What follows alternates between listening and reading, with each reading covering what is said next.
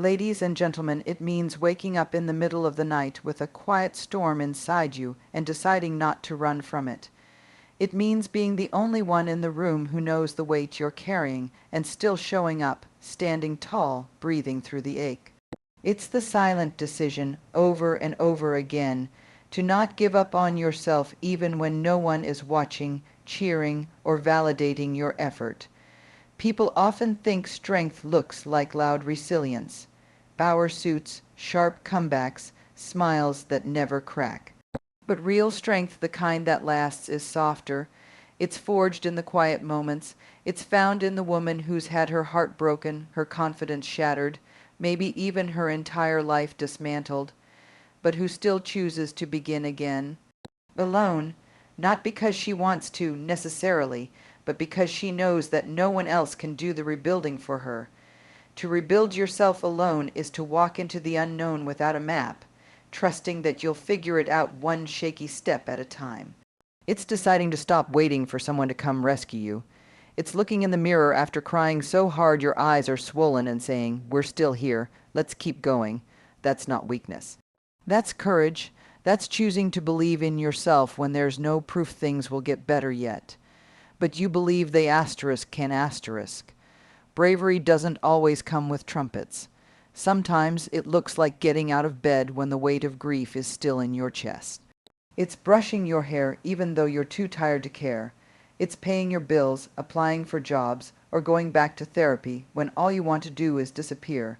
It's sitting at the kitchen table alone, making dinner for one, and reminding yourself you are still worth nourishing.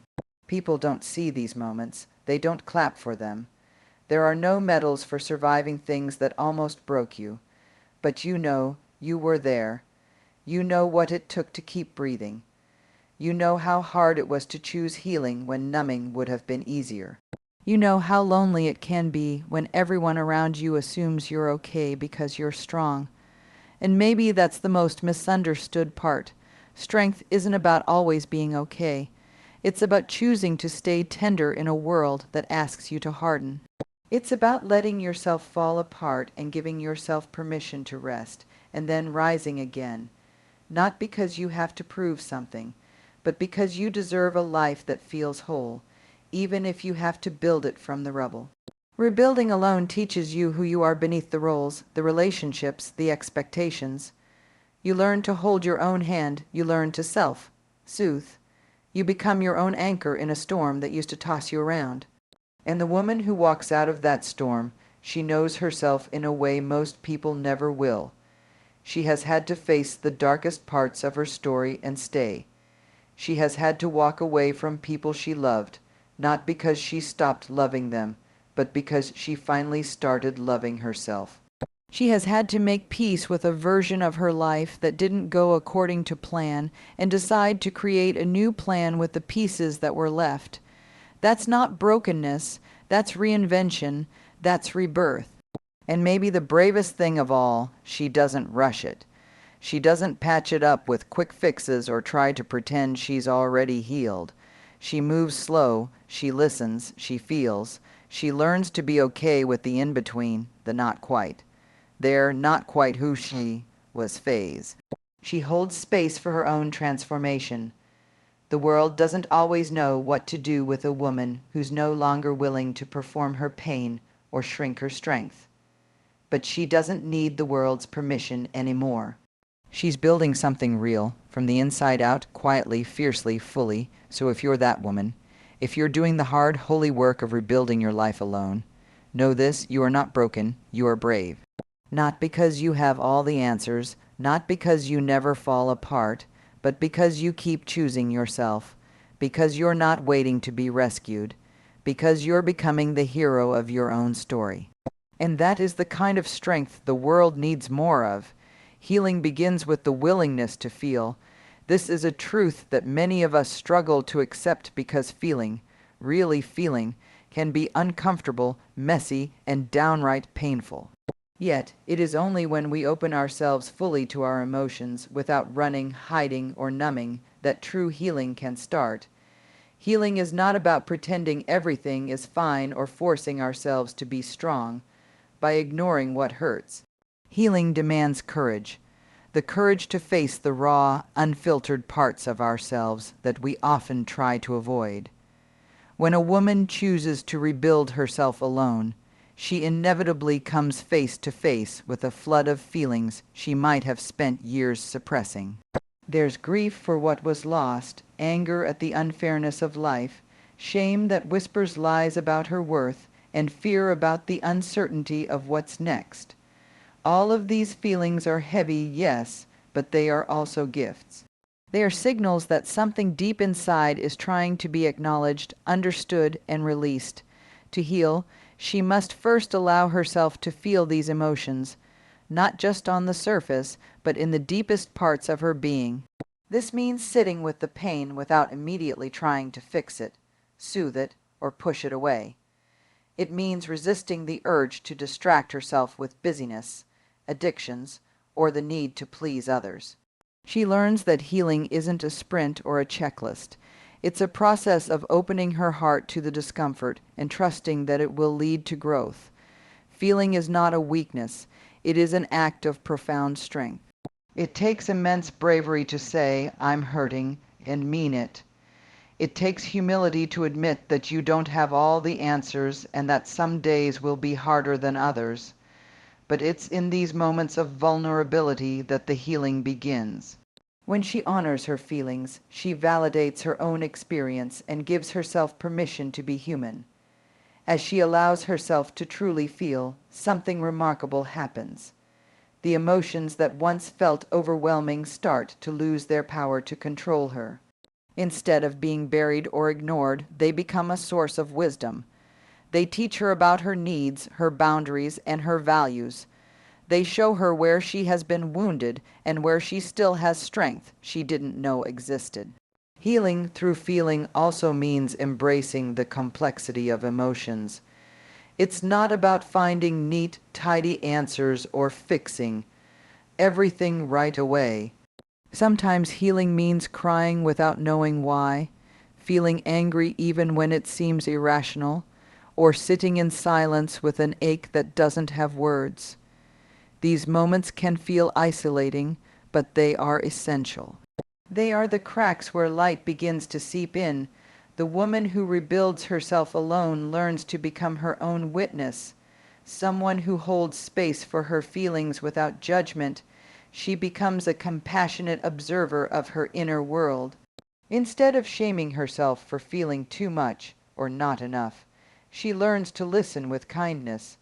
This self-compassion is a radical form of healing because it interrupts the cycle of self-criticism that often deepens pain. There is also a spiritual dimension to this willingness to feel. When she stops resisting her emotions and starts to embrace them, she reconnects with her true self. She steps out of survival mode and into presence. She begins to understand that her pain, while difficult, is part of a larger story, one of resilience, transformation, and hope. This path is not linear. Some days, the feelings will come rushing back as if she never touched them before. That's normal. Healing is a spiral, not a straight line. It requires patience and persistence. The willingness to feel doesn't mean she has to be consumed by her emotions.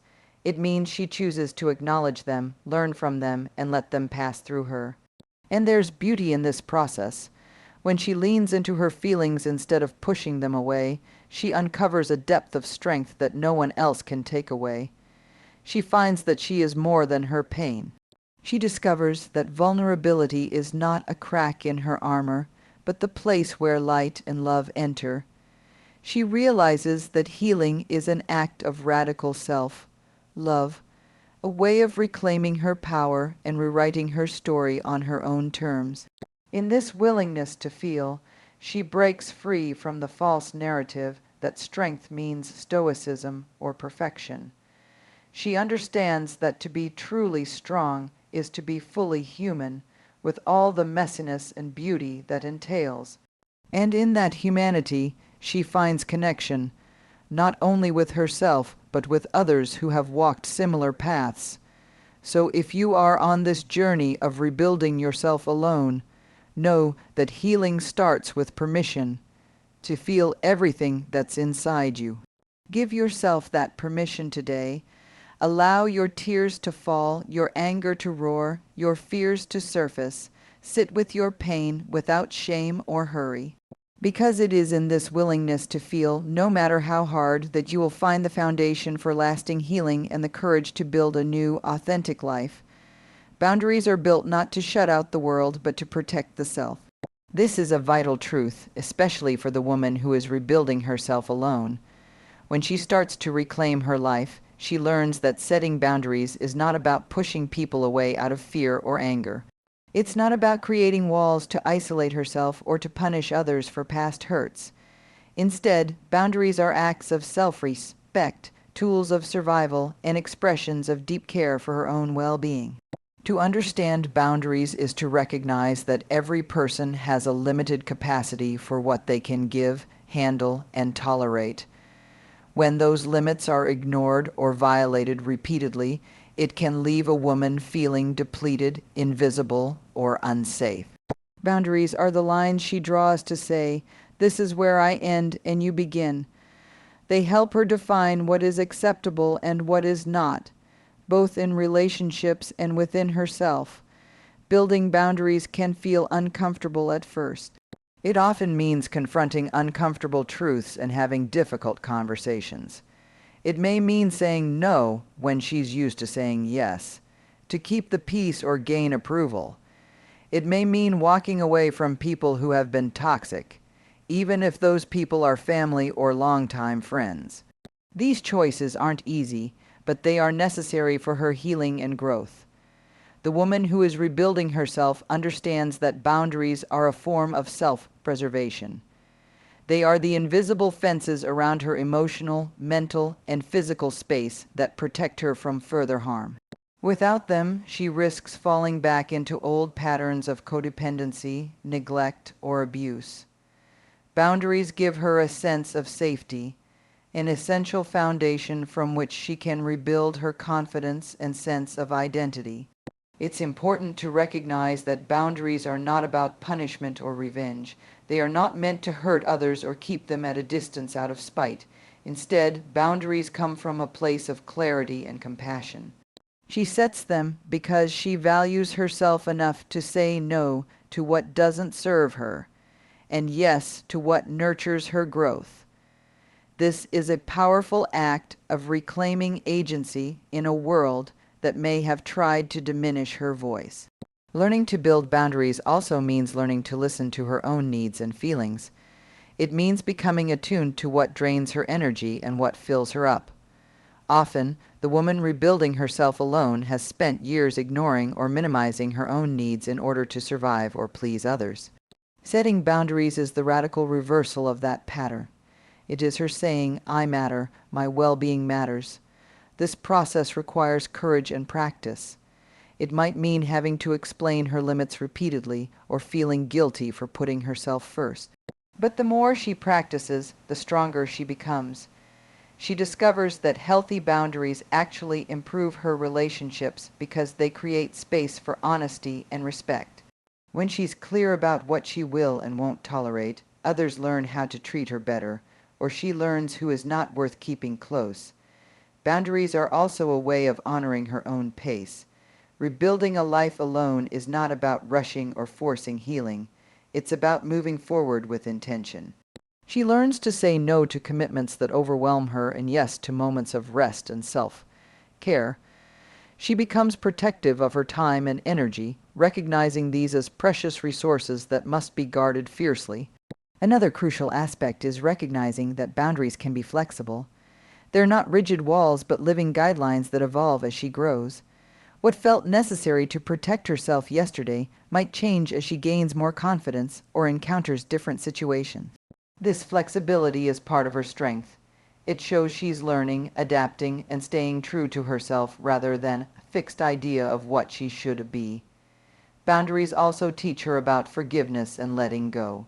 When she sets boundaries, she often has to let go of relationships or patterns that no longer serve her highest good. This can be painful, but it is also freeing. She understands that protecting herself doesn't mean carrying grudges or bitterness. It means releasing what harms her so she can make room for what heals her. In this way, boundaries become an act of love. Love for herself first, and by extension, love for the people around her. When she respects herself, she models respect for others. She shows up more fully in her relationships, not as someone who is depleted or resentful, but as someone who is whole and grounded. The woman rebuilding herself alone learns that boundaries are essential tools on her journey. They are not signs of weakness or selfishness, but declarations of strength and self-worth. They protect her heart while she pieces it back together, ensuring that what she rebuilds is strong enough to withstand future storms. So when you think about boundaries, don't see them as barriers, see them as bridges to a life where you are honored, safe, and free to grow. They are the foundation of a new way of living, one where your well-being is non-negotiable and your strength shines through every choice you make. In setting these boundaries, you are not closing yourself off from the world. You are opening yourself up to a better, healthier world, starting with the relationship you have with yourself. And that is the most courageous and beautiful act of rebuilding there is. Self-compassion is her quiet superpower. It's the gentle strength that holds her steady when the world around her feels heavy and unforgiving. It's the soft voice inside that says, "You are enough," when every other voice tries to convince her otherwise. For the woman who rebuilds herself alone, self-compassion is not just a nice idea. It's a necessity, a lifeline, and the foundation of her transformation. When she looks back at the path she's walked, she sees how often she was her own harshest critic. She remembers the nights spent replaying mistakes in her mind, the endless loop of not good enough that echoed louder than any external judgment. She remembers trying to be perfect, to fix herself, to earn love by being everything she thought others wanted. But perfection wasn't the answer. It was self-compassion, the willingness to treat herself with kindness instead of contempt. That became her true power. Self-compassion means giving herself permission to be imperfect, vulnerable, and human. It means recognizing that pain and struggle are part of life, not signs of failure. When she stumbles or falls short, instead of beating herself up, she learns to hold herself with the same tenderness she would offer a dear friend. This shift changes everything because it breaks the cycle of shame and self-judgment that keeps so many stuck. There is incredible freedom in this quiet superpower. It allows her to move through hardship without being defined by it. She can acknowledge her wounds without letting them become her identity. She can grieve losses and still believe in a future worth fighting for. Self-compassion gives her the courage to face her darkest moments and say, "I will be gentle with myself as I heal." This strength is often invisible to the outside world because it doesn't shout or demand attention. It doesn't rely on external validation or comparisons. Instead, it grows quietly in the heart, nourished by patience, understanding, and love. It's in the small choices she makes daily, choosing to rest when she's exhausted, speaking kindly to herself in moments of doubt, allowing space for mistakes without fear of condemnation. The woman rebuilding herself alone learns that self-compassion is a practice, not a destination. Some days it comes easily, other days it feels like the hardest thing to muster. But she keeps returning to it, knowing that it's the steady flame that will guide her through uncertainty. She understands that being kind to herself is not selfish, it's essential. Without it, resilience wears thin and healing slows down. This quiet superpower also reshapes how she relates to others. When she treats herself with compassion, she becomes less reactive and more empathetic. She can extend grace to those around her because she has learned to extend grace to herself. This ripple effect creates healthier relationships based on mutual respect and understanding rather than fear or control. Self-compassion helps her set boundaries with gentleness rather than harshness. She no longer feels the need to punish herself for saying no or putting her needs first. Instead, she listens to her inner voice and honors what she needs to feel safe and whole. This balance between firmness and kindness is a hallmark of her strength. Importantly, self-compassion empowers her to embrace vulnerability. She doesn't have to hide her scars or pretend she's invincible. Instead, she accepts that vulnerability is part of being real and human. This acceptance allows her to connect more deeply with herself and others. It becomes the soil from which authenticity and courage grow. When setbacks come, as they inevitably do, self-compassion is there to soften the blow. It reminds her that failure is not final and that every step, even backward ones, are part of the journey. She can mourn what she lost without losing herself. She can feel the pain without letting it define her future. This resilience born from kindness is what makes her rebuilding not just possible but powerful. In moments of loneliness, when rebuilding alone feels isolating, self-compassion becomes a faithful companion. She doesn't have to wait for someone else to comfort her because she has learned to comfort herself. She can sit with her own company and find peace rather than fear. This ability to be present with herself nurtures her soul and fuels her growth. Self-compassion is also about forgiveness, not just of others, but most importantly of herself. She releases the heavy burden of guilt and regret that once weighed her down. She recognizes that mistakes are part of being human and that forgiving herself is an act of liberation. This forgiveness frees her to move forward with an open heart and a lighter spirit. As she rebuilds, self-compassion becomes the foundation upon which everything else stands. It is the quiet superpower that sustains her through long nights, tough decisions, and moments of doubt. It is the wellspring of her resilience, her peace, and her hope. So if you are that woman rebuilding yourself alone, remember that your greatest strength lies not in perfection or toughness, but in your ability to be kind to yourself. Embrace your quiet superpower of self-compassion. Let it be the steady light that guides you home, to wholeness, to love, and to the incredible woman you are becoming.